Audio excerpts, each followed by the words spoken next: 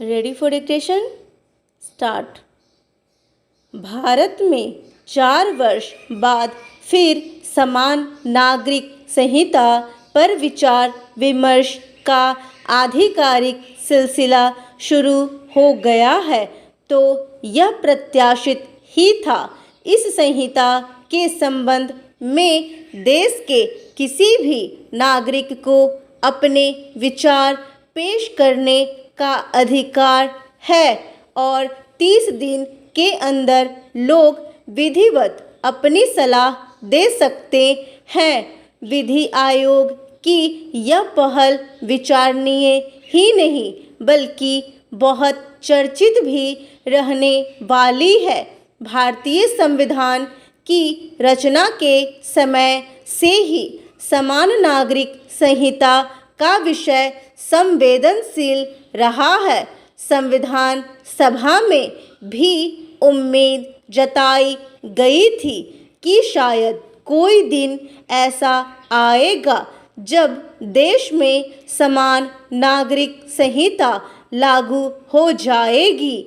जब संविधान की रचना हो रही थी तब भी अनेक लोग थे जो समान नागरिक संहिता को कड़ाई से बनाने और लागू करने के पक्ष में थे, मगर तब के ज़्यादातर नेताओं ने इस विषय पर संयम का पक्ष लिया था।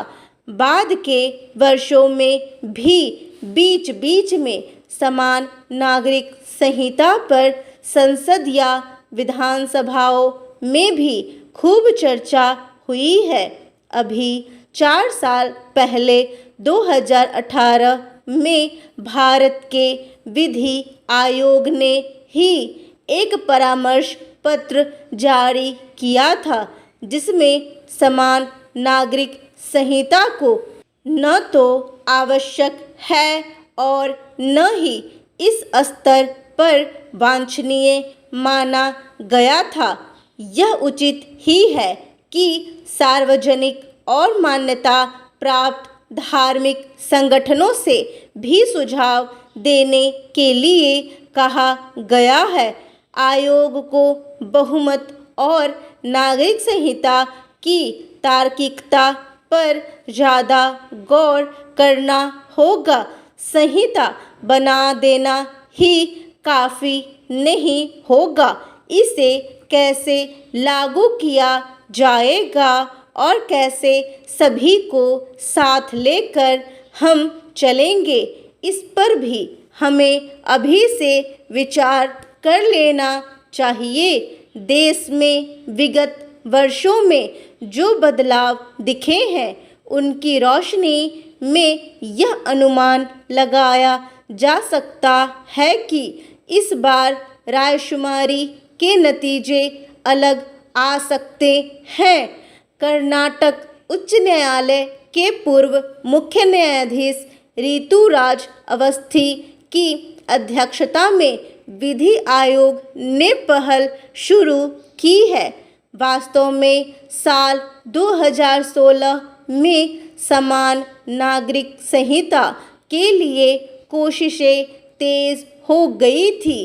अब चूंकि 1 साल के अंदर आम चुनाव सहित अनेक राज्यों में चुनाव होने हैं, तो यह विषय गर्म रहने की पूरी संभावना है। क्या कोई जल्दी है कि विधि आयोग विचार की प्रक्रिया को 30 दिन में समाप्त करना चाहता है? गौरतलब है, भाजपा के 3 बुनियादी वादे थे: राम मंदिर निर्माण, समान नागरिक संहिता और अनुच्छेद 370 को हटाना। इनमें से एक ही बड़ा वादा बाकी है और इसके लिए आई नई तेजी सबका ध्यान खींच रही है।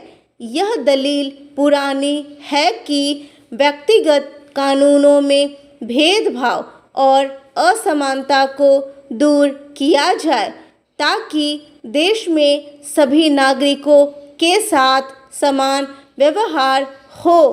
किसी की भी स्थिति विशेष न रहे, सब एक समान नागरिक संहिता के तहत ही आचरण करें। इससे देश में सद्भाव और एकता का परिवेश बन सकता है।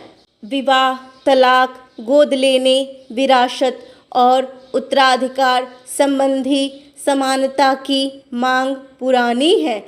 लगे हाथ यह भी ध्यान रखना चाहिए कि अक्टूबर 2022 में एक हलफनामे के माध्यम से केंद्र सरकार ने अदालत को बताया था कि धर्म पर आधारित व्यक्तिगत कानून राष्ट्र की एकता का अपमान है।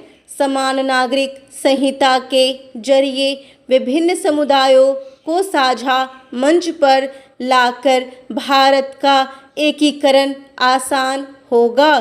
कुल मिलाकर वर्तमान शासन की मंशा स्पष्ट है, पर बहुमत का आदर और अल्पमत की चिंता के बीच समन्वय बिठाते हुए आगे बढ़ने में ही राष्ट्र की भलाई है।